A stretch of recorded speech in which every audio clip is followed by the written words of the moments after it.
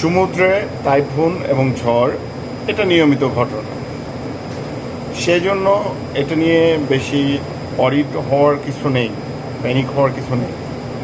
তো আমি যখন এই বার্তাটা আমার কাছে আসলো, আমি তখন বিকেলে অলরেডি ভিডিও ধারণ করা শুরু করেছিলাম সমুদ্রের বাতাসের প্রবাহ, এবং আমি ওই ভিডিওতে দেখবেন কিছু বলার চেষ্টা করেছি, এবং আমি কিছু ক্ষুদ্র ক্ষুদ্র ভিডিও ধারণ করেছি, যেমন জাহাজের উপরে পড়ে থাকা পানিগুলোর ফ্লো তার সরে যাচ্ছিল, তারপরে আমাদের জাহাজের রোলিং বলে, যখন এই ঝড় হওয়ার সম্ভাবনা থাকে তখন প্রচণ্ড ঢেউ থাকে বাইরে, যা জাহাজের বুকে আসে আছড়ে পড়ে। তো সে সময়ে আছড়ে পড়লে রোলিং বলে, জাহাজ রোল করায়।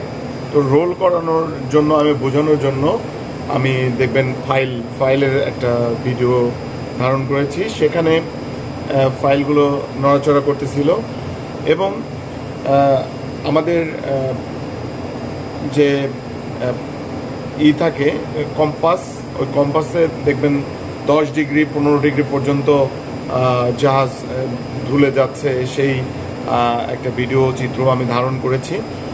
তো এটা বিকালে ধারণ করে আমি যথারীতি আমি রেস্টে চলে যাই। হঠাৎ করে রাত্রে, আপনি অলরেডি প্রথমে ভিডিওতে শুরু দেখেছেন যে রাত্রে আমার রুমের, আমি যখন শুয়ে থাকি রাত 2টায়, হঠাৎ করে রুমের জিনিসপত্রগুলো এদিক থেকে ওই দিক, মানে ঝড়ের কবলে, টাইফুনের কবলে আমরা অলরেডি পড়ে গেছি। তো যথারীতি 2টা আমার ডিউটি 4টা থেকে শুরু হয়, আর 4টা 8টা আমি ডিউটি করি। তো এই 4টা 8টা ডিউটির সময়ে আমি যখন রাত 2টায় ঘুম ভেঙে গেল, আর ঘুমাতে পারিনি, খুব কষ্ট হয়েছে, যথারীতি ডিউটিতে জয়েন করি। এই ঢেউয়ের বা এই যে ইয়ারটা দেখা যাচ্ছে, তা নর্মালি এরকম থাকে, বা যে শব্দ তাদের বুঝতে পারবেন, আর গভীরতা দেখলে বুঝতে পারবেন কত দূর থেকে আসে এবং ওইটার একটা প্রেশার থাকে, প্রতি মানুষের গায়ে এসে পড়ে, খুব কষ্টদায়ক।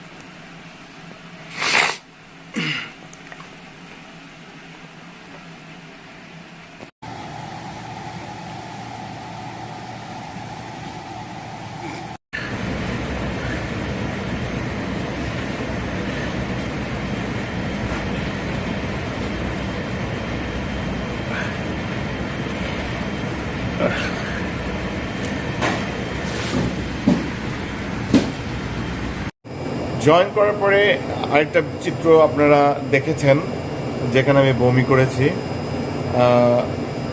তীব্র ঢেউ যখন হয় তখন এই রোলিংয়ের প্রভাব মানুষের শরীরে এসে এফেক্ট করে। তো ইফেক্ট করলে সেটাকে সিস্টিক বলে। আমি সেটা সিস্টিক হয়ে গেছিলাম। আমি একটু অকওয়ার্ড হয়েছে, ভিডিওতে ভমিটিং ছিল। তো সেই ভমিটিং হয়ে গেছে। আমি রাত 4টায় যখন ডিউটিতে আসি, আমি একবার চেষ্টা করেছিলাম যে ডেকে গিয়ে ভিডিও ধারণ করব, কিন্তু দাঁড়ানোই কঠিন হচ্ছিল এবং সেই সাথে আমার ক্যামেরাতে ওইভাবে পুরোপুরি ভিডিও ধারণ করা সম্ভব হয়নি। কিন্তু বাস্তবে পরিস্থিতিতে অনেক জটিল এবং কঠিন ছিল। এটা আমার সাম্প্রতিক সময়ের সবচেয়ে অস্বস্তিকর এবং কঠিন একটা রাত, সমুদ্র যাত্রার রাত ছিল। আধুনিক প্রযুক্তির সময়ে এখন আবহাওয়া বার্তাগুলো অনেক আগেই টেকনোলজির মাধ্যমে জানতে পারা যায়। আমরা যখন দক্ষিণ কোরিয়া থেকে সিঙ্গাপুরের উদ্দেশ্যে রওনা করি, তখন অলরেডি আবহাওয়া অফিস থেকে মেসেজ আসে সামনে তাইওয়ান উপকূলে টাইফুন হওয়ার সম্ভাবনা আছে। আচ্ছা, আমি যে ঘূর্ণিঝড়টার কথা বারবার বলতেছিলাম, এটার নাম, এই যে মাউসে দেখতে পাচ্ছেন, এটার নাম হলো নাহা।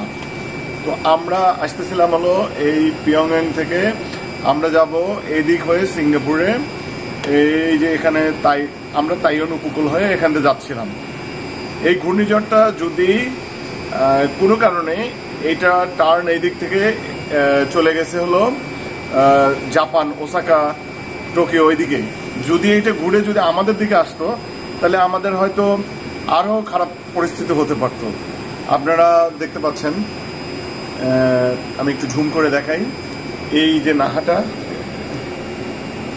এইটার নাম হলো নাহা। তো আরেকবার দেখাই আপনাদের, এই যে পিয়ংইয়ং থেকে আমরা এই উপকূলে দিয়ে আমরা তাইওয়ান উপকূল দিয়ে, এই যে তাইপে, এখান দিয়ে আমরা তাইওয়ান ক্রস করে সিঙ্গাপুরের উদ্দেশ্যে যাচ্ছি। আর এই তাইওয়ানটাই, এই নাহাটা ঘুরে, এই যে এখানে দেখবেন একটা ঘুরপাক খাচ্ছে, এইটা ঘুরে জাপানের দিকে চলে গেছে, যার কারণে আমরা অনেকটা স্বস্তি এবং এখন ভালো আছি। আমরা মোটামুটি ভালো আছি। আমি একজন বাংলাদেশি নাবিক। বিভিন্ন দেশের সমুদ্র যাত্রা অভিজ্ঞতা এবং বিভিন্ন দেশে কাটানোর সময়, সেই সাথে আমি যখন সমুদ্র যাত্রার শেষে বাংলাদেশে ফিরে যাই, বাংলাদেশে ফিরে গিয়ে অবসর সময় যখন আমার নিজ হাতে তৈরি করা স্কুলে কাজ করি, সেই সব গল্প এবং বাচ্চাদের সাথে কাটানোর সময় এবং বিভিন্ন দেশের এবং সমুদ্র যাত্রার অভিজ্ঞতা নিয়ে নিয়মিত ভিডিও আপলোড করি। আপনাদের যদি ভালো লাগে, সাবস্ক্রাইব করে পাশে থাকতে পারেন।